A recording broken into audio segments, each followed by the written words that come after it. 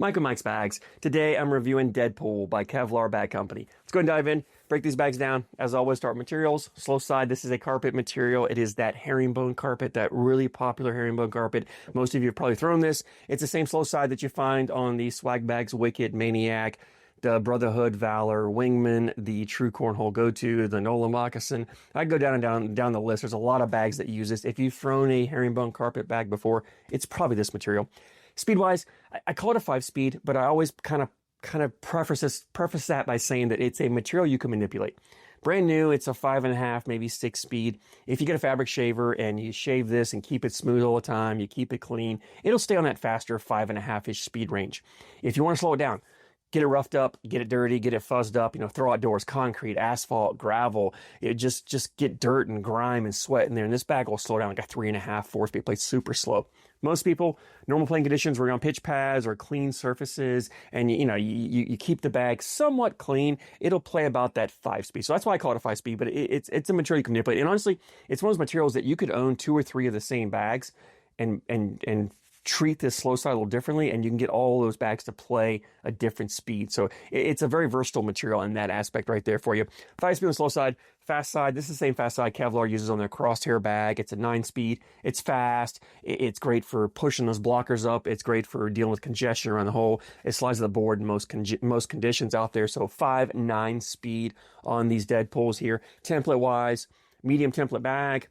It's a medium amount of fill, but it's on the thinner side of medium, which gives the bag flop. This bag has flop to it. It's not the floppiest bag I've thrown, but it's definitely on the floppier side for bags, which gives the bag a ton of forgiveness. I actually love the flop that KVLR's put in this bag because herringbone is not a very forgiving material. One of the big knocks of herringbone is it has a kick to it. If you don't throw flat, it's going to punish you. It's going to kick. It's a tough material control, and which is one reason why I don't typically recommend herringbone to beginner players or new players, because they can frustrate you if you don't really have the right, if you don't know how to throw flat and get that bag to land like you want to. But when you add the flop here, you add some forgiveness and you take away some of that punishing kick. And so this bag is one of the more forgiving herringbone carpet bags that I've thrown. And if you were a new player and you were just wanting to throw herringbone, I would say start with the Deadpxxl. You're gonna have a hard time finding a bag that's going to be as forgiving as this, as far as one that uses the herringbone carpet. So it does have a ton of forgiveness with it. The flop also gives it forgiveness around the hole, which means, I talk about that landing zone, that rectangular box you need to land your bag in. Those larger, floppier bags have a bigger landing zone. Smaller flow bags have a smaller landing zone. This bag has a much bigger than normal landing zone because of that flop. And all you gotta do is just get that bag up, that corner dips in, it'll catch the lip of the hole, spin the bag around and pull the bag back in for you. Now, herringbone it's not the most hole-friendly material out there. In fact, I talk about probably the other big knock besides the kick is herringbone just isn't that hole-friendly. In the scheme of materials like this, and the speeds in this 5-speed-ish range, not very hole-friendly. But it's not, I'm not saying to knock this material. It's a thing where you get a ton of control with herringbone. And I talk about the zero-sum game at cornhole. When you gain somewhere, you give something up. So with herringbone carpet, you gain control, you give up some hole-friendliness.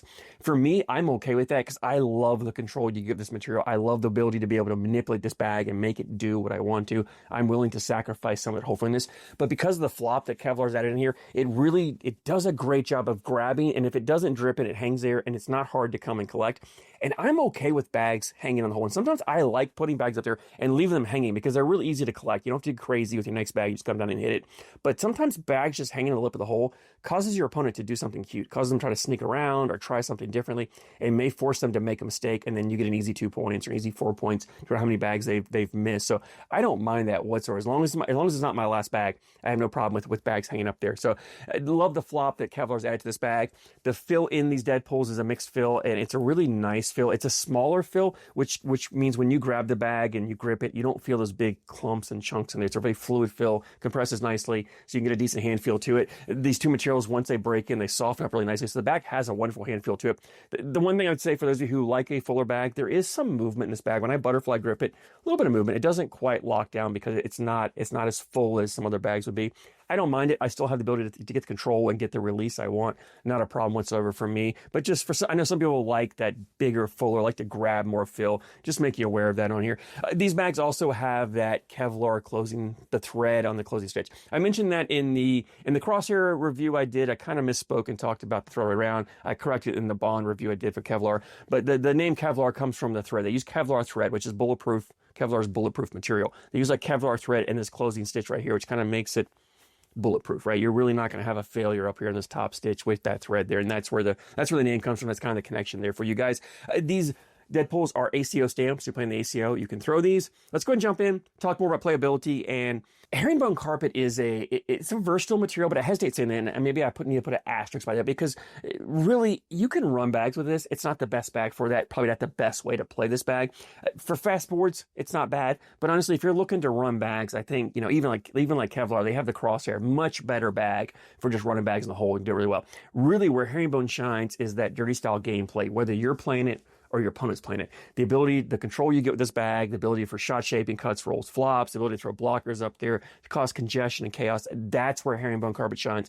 That's where these Deadpxxls really stand out. You've got the ability with this low side to put blockers wherever you want. This bag is big enough that it makes a really nice blocker, and you don't have to get super aggressive. You can put that blocker kind of just over the middle line or right on the middle line there, and it's enough to really be in your opponent's way and cause them to at least have to push through it or go around it, cause them to do something a little different. Maybe you force them to make a mistake, and they're really not that bad to collect. Typically flop your bags, I have an issue with collecting. I will say, if you throw a level 2, level 3 blocker, when you go to collect, just make sure you're more in the middle, closer to the center line. Don't go to the corner. If you go to the corner, it will kind of bunch up and spin around, and then you'll bully that blocker bag out of the way, and then your push bag will slide up for you. Up around the hole is no problem, because you get that bag kind of spin around, and it'll just drop the corner in the hole, and usually that bag will drip in for you. But down low, I said, just kind of go more in the middle, collect it, and you got enough speed on this slope, on this fast side here, to ride that bag up. So if you're throwing a level 3 blocker, you can still go get it and collect it.